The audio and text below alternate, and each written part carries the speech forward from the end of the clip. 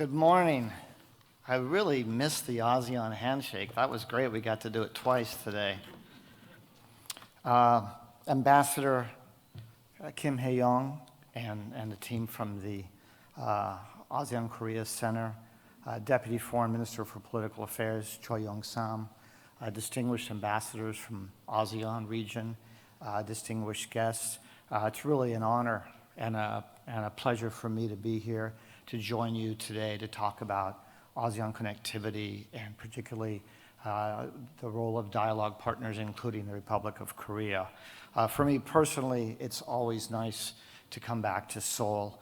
And if I could start with just a personal note, as I was speaking with my 91-year-old father the other day, he said, "Remember to tell them that I was there." My father was there 70 years ago. He wanted to come back and join me, but he's not able to travel anymore. So it's a very personal family connection we feel toward Korea.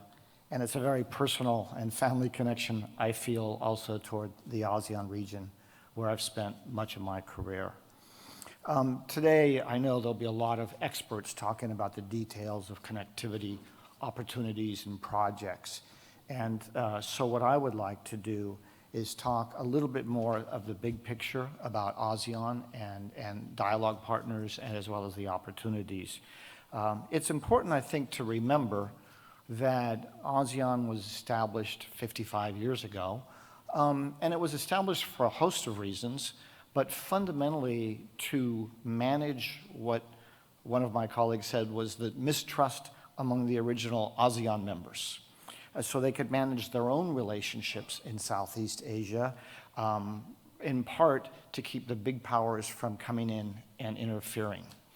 Well, over 55 years, that original goal has continued, but ASEAN's goals and ambitions have also expanded greatly, including building the political, social, and economic communities, and promoting economic integration. And there's been tremendous success. I don't think it's fully appreciated in many places how successful ASEAN region has been. Economically, collectively now, it's the world's 5th largest economy by many measures. GDP growth averaged more than 5.5% per year between 2000 and 2019. Poverty, the number of people, the percentage of the population living in poverty fell from 47% in 1990 to 14% in 2015. It's really remarkable. It's also, my slide says, I'm supposed to be moving these slides. My slide says the 10th anniversary of ASEAN Connectivity Initiative. It's a little bit of a mistake, my apologies. The ASEAN Connectivity Initiative started 12 years ago, but of course it's the 10th anniversary of this forum, this very important forum. So going forward, my view, and my colleagues from ASEAN region here can correct me if I'm wrong, but my sense is that what the ASEAN members want to focus on is really practical things. Growth after years of pandemic, even though the pandemic is not completely gone, people see an opportunity to move ahead and regenerate the solid growth that has characterized the region. That's really important. Dealing with the growing problem of climate change, which others have already mentioned. Greater participation in global supply chains, which of course is directly connected to the desire for greater economic growth, and taking advantage of the fact that a number of companies are looking to diversify their sources from, especially out of China, not out of China only, but diversifying out of China into other parts of the world, and Southeast Asia sees a huge opportunity, rightly sees a huge opportunity there. And also, of course, promoting connectivity, the soft and hard infrastructure development, promoting the regional economic integration, global integration. These are all the priorities. These are the things my sense is that ASEAN member states want to focus on. But the world isn't making it easy for them to focus on this. Look at some of the challenges they face. Rising economic risks, which we see all around the world. Growing inflation, much of which comes from the pandemic, we think. Rising interest rates in response to that inflation, which is driving up the price to borrow money and making it harder to obtain capital. There is declining growth in a number of countries because of the rising interest rates, inflation, and in the case of China, the COVID lockdown policy, although that seems to be being adjusted as we speak. The situation Russia-Ukraine, and I'm not saying this to get into a geopolitical debate at all, but in addition to the obvious political issues associated with that, what we see is that the Russia invasion of Ukraine has had a big impact on food and energy prices and raised concerns about food and energy security that are hugely important to the region. Lots of concern about the US-China competition and what that means for Southeast Asia. Countries in Southeast Asia, in my experience, it's a well-known cliche.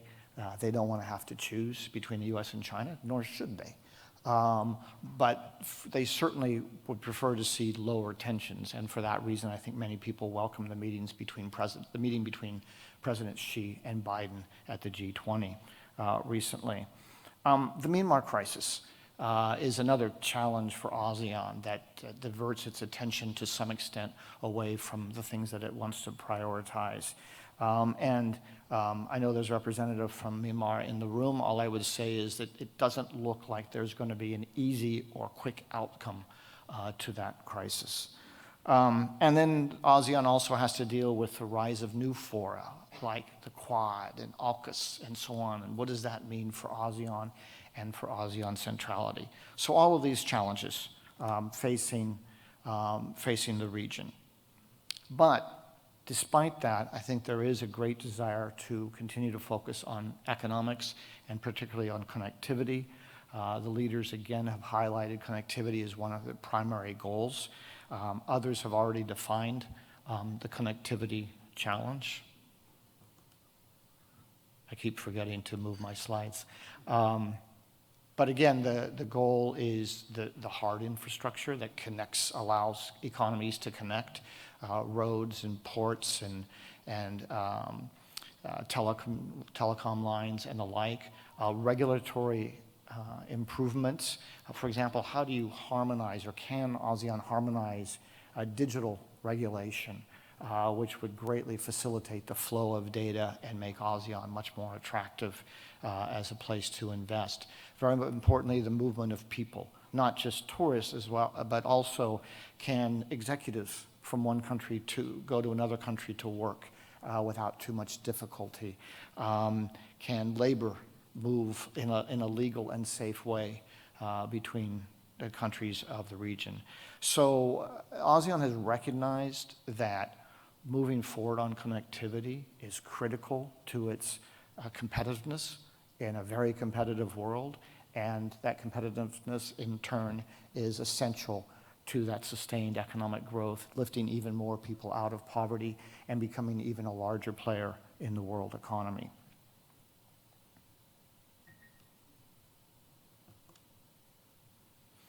Let me talk briefly about the role of external players in connectivity.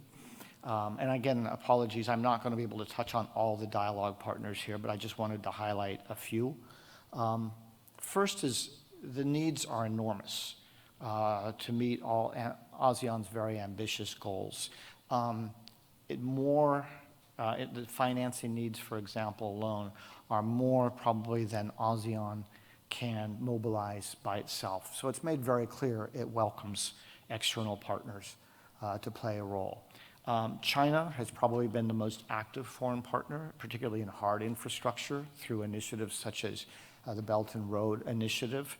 That's gotten a lot of attention, and even in some cases I've heard people say, well, there's not really many opportunities for us because BRI is doing it all.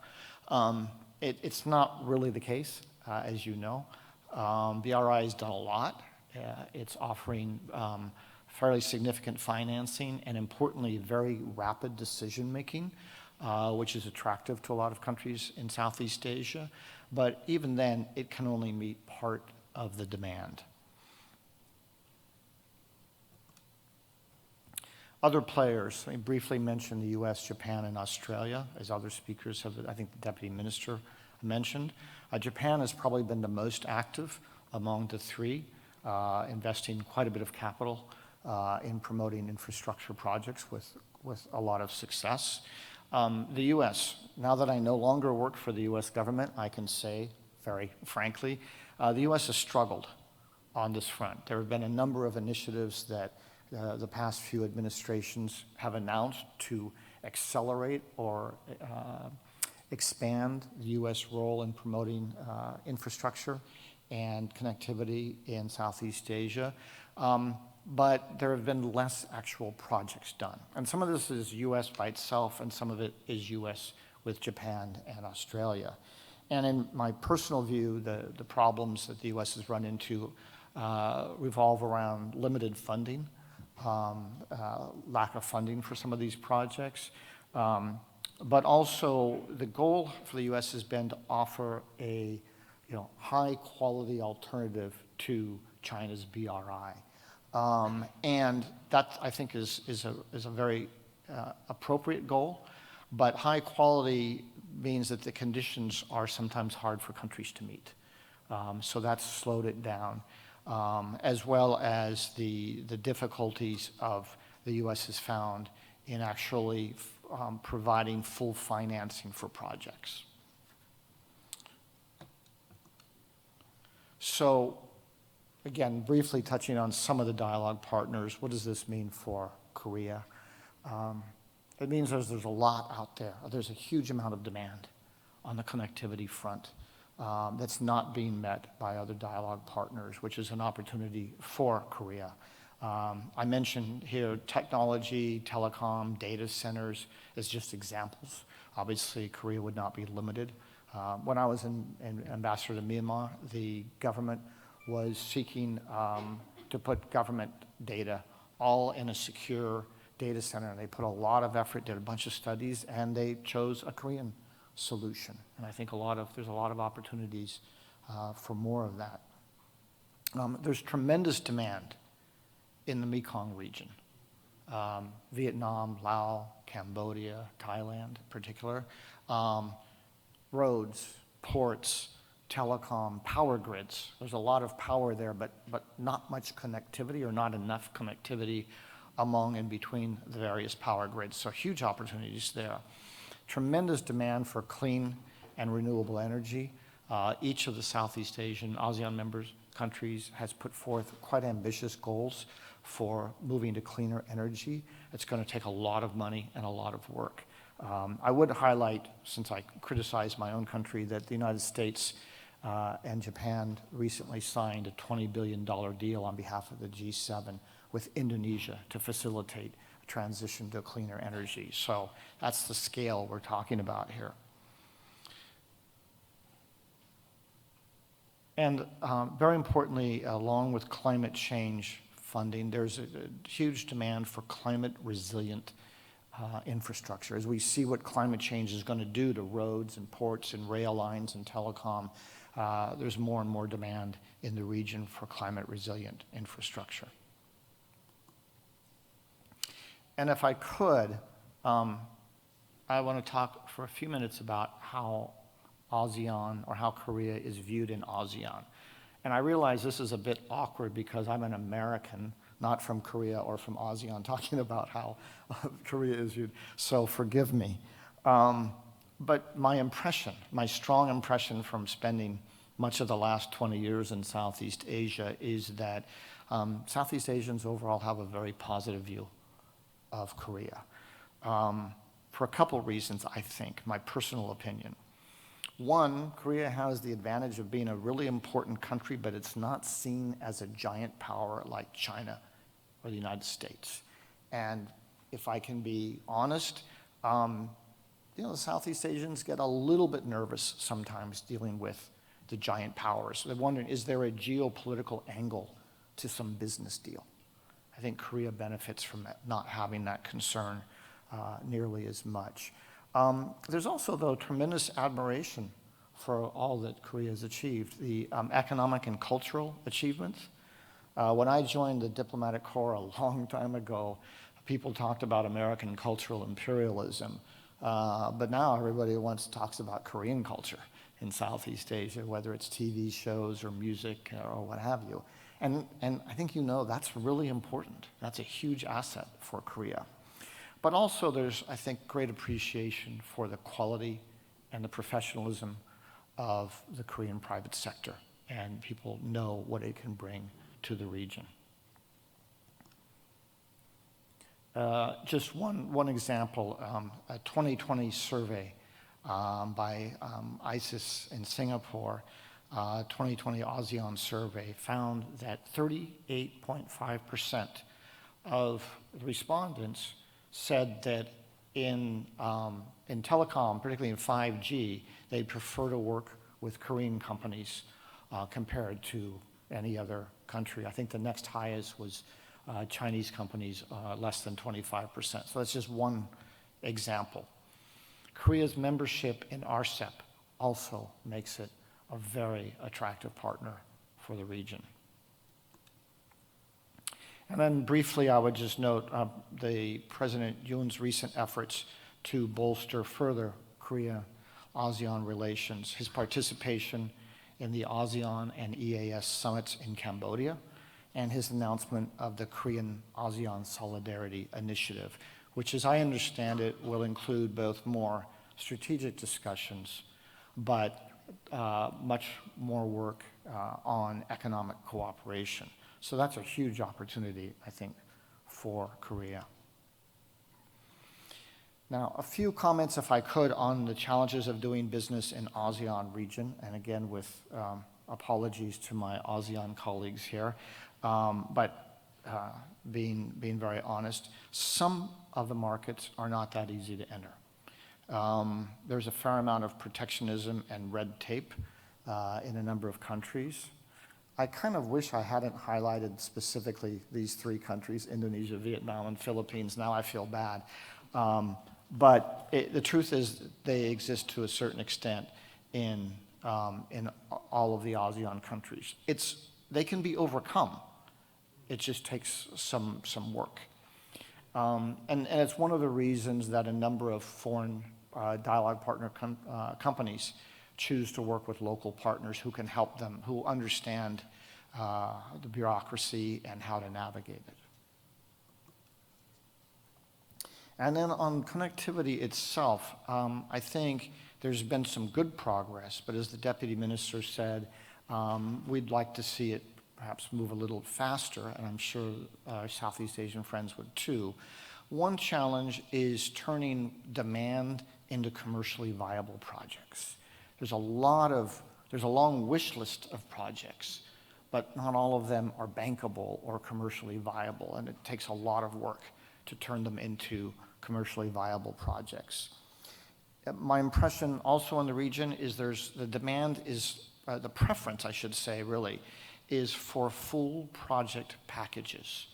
So a lot of times a US company will go in and say, we'll provide a turbine, we'll provide the turbines for a power plant.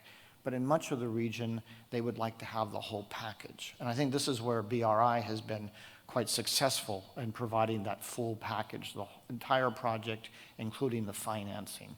So that's something important to think about. A last note is that even though it's an ASEAN Connectivity Initiative, many of the projects actually are being managed by individual governments, not by ASEAN itself. So it's not a simple matter of showing up at the ASEAN Secretariat and negotiating a deal.